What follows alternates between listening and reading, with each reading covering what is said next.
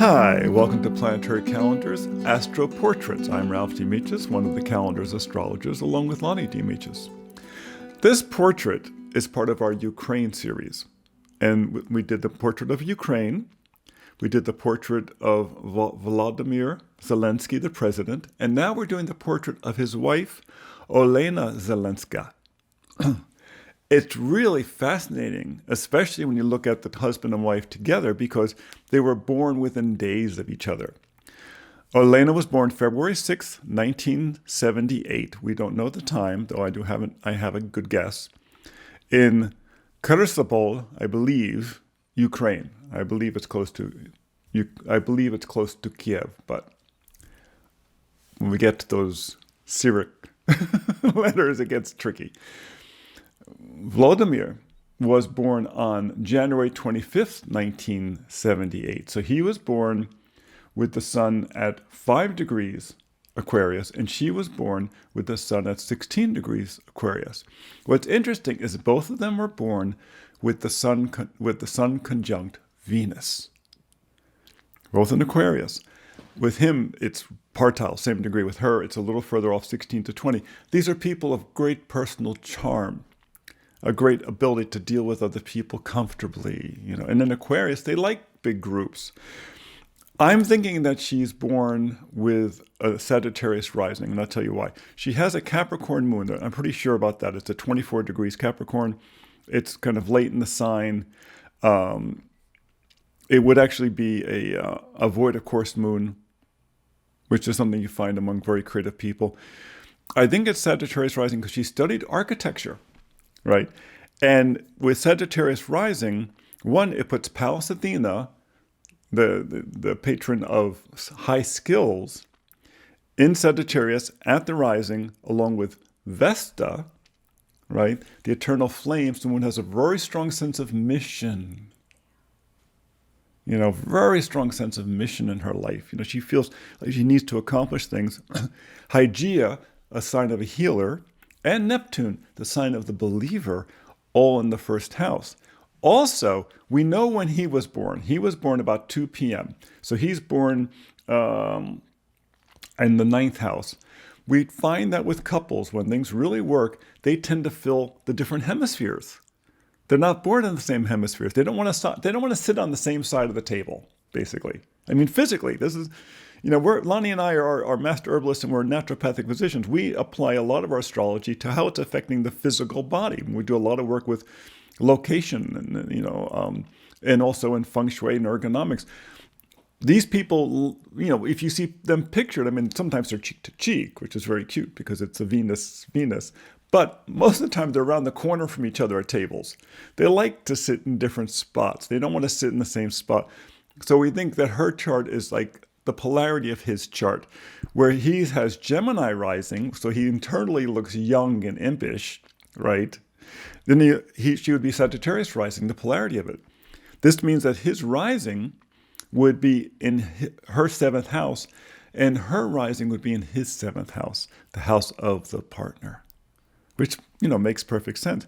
Now, there's some very cool things that are different between the two. He has a Leo moon. This is a person who likes being on stage, right? He likes, the performance. He likes the applause.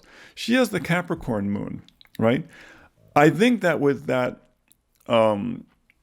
Sagittarius rising, it puts her Mercury, her Sun, and her Venus in the 3rd house. That Mercury in Aquarius is what's called the exalted position. It's a real brilliant position. In the 3rd house, it's especially strong because Mercury's in their own house, right? In an exalted position. She went from studying architecture and having a father who was a professor who at the university who taught technical projects, Saturn and Leo in the 9th house, and a mother who was the head engineer at a factory, Moon and Capricorn in the 2nd house. She went from studying architecture, Pallas Athena at the rising, to Mercury in Aquarius in the 3rd house, writing scripts for television, writing skits and comedy for television that her husband then performed in. Really? You've studied architecture. You're working on TV now, writing scripts, right? And that Capricorn moon likes being behind the scenes And the Sagittarius likes kind of creating the overall world, right? And that Aquarius in the third house likes the idea of kind of pulling the strings a little bit. Aquarius is by its nature a shepherd. So if she has these 3 planets in Aquarius, this is a very brilliant woman. She's someone who really understands communication, and realize that she's gone on television a huge amount and done video calls with leaders and organizations throughout the world while during this war. I mean, she's been a major advocate. That's why I think that Pallas Athena at the rising, Pallas Athena is the advocate at the rising. She's really stepped up in that. And yet she doesn't have any planets there. It's asteroids. The asteroids are very feminine, especially the major asteroids, the 4 major Ceres, Pallas Athena, Juno, and Vesta. These are very feminine qualities. It's that ability to fill all those places where things are missing, that particular feminine genius for that. Find out where things are missing and fill them in. This is why so many times with big companies, when they've really run into difficulties and they're really lost all their flexibility, they'll bring a CEO in who's a woman. Because she'll be able to see all the spots where stuff is missing and where things aren't connecting and where people aren't playing well together. And she will figure this out where the male CEO just missed it. They had a particular goal they were aiming at, and the stuff fell by the side and they just weren't aware of it. And it's that all those asteroid energies. The moon in Capricorn makes her emotionally very disciplined. It'd be interesting to get her children's opinions of them. And I think that she had her children when she was a bit older. She's born in 78, and her children are still quite young. So she was a little older when she had her children. Her children would be the 5th house, would be in Aries, right? So, and the South Node is there. So it means having children for which she has a reincarnational connection to. Remember, the South Node is a lunar thing. She's been a mother during what? A war. Aries. Where is Mars, the ruler of Aries? In Cancer, in the 8th house, in Mars's house. This is a mother who has had to be a mother of children during a war. And because, as the first lady, she's the mother of the country. It's all the other mothers in the country who have young children who are going to this, are looking to her to see how is she handling it. That moon in Capricorn, she has tremendous emotional discipline. She represents strength, right? And that's also, like I said, she has Saturn in the 9th house, a highly elevated Saturn in a nighttime chart. In a nighttime chart, Saturn will very much represent the father, especially if the Saturn's elevated. Okay, the Saturn retrograde in the nighttime chart elevated like that means there were ways in which her father was probably not accessible to her. The family was a cohesive family, but it may have just been that his work or his personality just wasn't. They were polarities. She has the sun in Aquarius. She's got the moon in Capricorn. He's got the Saturn in Leo. You don't get much different between the 2 Saturn-ruled signs, Aquarius and Capricorn, and Leo. Leo's all about step up and, get in front of the class and teach. And she's over there saying, no, you have to be responsible. You have to be behind the scenes. And that may have been a big polarity. She probably was much more similar to her mother, that moon in Capricorn. Now, in a daytime chart, many times the father is actually represented by the sun, not by Saturn. We always think of Saturn as being the father, but in the daytime chart, it's really the sun many times. Remember, the Saturn energy is by nature a bit more masculine than feminine. We tend to think of it as feminine because it's Saturn in Capricorn. We think of Saturn as Capricorn's ruler. Remember, its other rulership is what? Aquarius.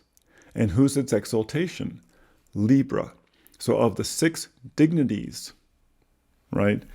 Aquarius, Capricorn, Libra, and then the detriments, if I remember them, Cancer, Leo, and Aries. Of those, 4 of them are masculine. 4 of them are dynamic. the other two are responsive. Saturn is a dynamic planet. Jupiter is the opposite. It's funny because we think of Jupiter as being very masculine, but actually Jupiter has 4 feminine signs and 2 masculine signs. Interesting, don't you think? So this is why he was probably inaccessible. It's probably a difference of personality. On the other hand, it's one of the things that made her ambitious because she wanted to live up to that Saturn in the 9th house. And that's the advocacy. Remember, the 9th house is advocacy. Remember, I'm working on an assumption about her birth time, so hopefully I'll have it right. Another thing that's interesting, though, is that if you put Sagittarius to the rising, what do you find in the 7th house in Gemini? Jupiter. Well, you got to say that her husband is definitely very Jupiter, and it's Jupiter in Gemini, his rising, and in fact, it's practically, it's within 1 degree of his Jupiter because they're born so close together. But he has, we think, 17 degrees Gemini rising. We really don't know because it says 2 o'clock. It may or may not be. I mean, it could be around there someplace. It could be even closer to that. But in other words, she would be drawn to someone who had that Jupiterian personality. He was trained as an attorney, the Jupiter energy, and then went into television and comedy, Gemini. It certainly does describe her, her husband, in the same way that, that 5th house, Aries, going back to the 8th house of, Marshall, it describes her children who are living through a war, but also are apparently, from what I could tell, very distinct personalities. So that's really her chart. There's a couple, there's outer planet things going on, the Uranus and Scorpio in the 12th house and such. Hidden powers going on. Chiron in the 6th, a real desire to heal the earth. I imagine that hopefully when this is over soon, a big part of her work may have to do with healing the food supplies or healing the earth or repairing the earth. But it's really a fascinating chart and a person of great talent. And in many ways, the two of them are really the two sides of the coin. They so complement each other. They so perfectly complement each other. He's the noisy, funny one, and she's the serious, visionary one. She can see where they want to go, and he can listen to her and say, this is how we can get there. They're really quite a couple. So, Olena Zelenska, the First Lady of Ukraine. Fascinating chart. Thank you so much. Now, remember, come see us on Tuesdays at Planetary Calendar Astrology on YouTube, and please subscribe. It's a big help to us, and also that way you won't miss anything. You especially won't miss the forecast that we do every Friday at Planetary Calendar Astrology. And when you subscribe, push that little red button, and you'll get reminded when it comes up. And if you don't have your planetary calendar, what's the matter? Don't you want to know what's going on? Really, planetarycalendar.com. In print since 1949 and getting better every single year. Thanks so much. Until next time, be well.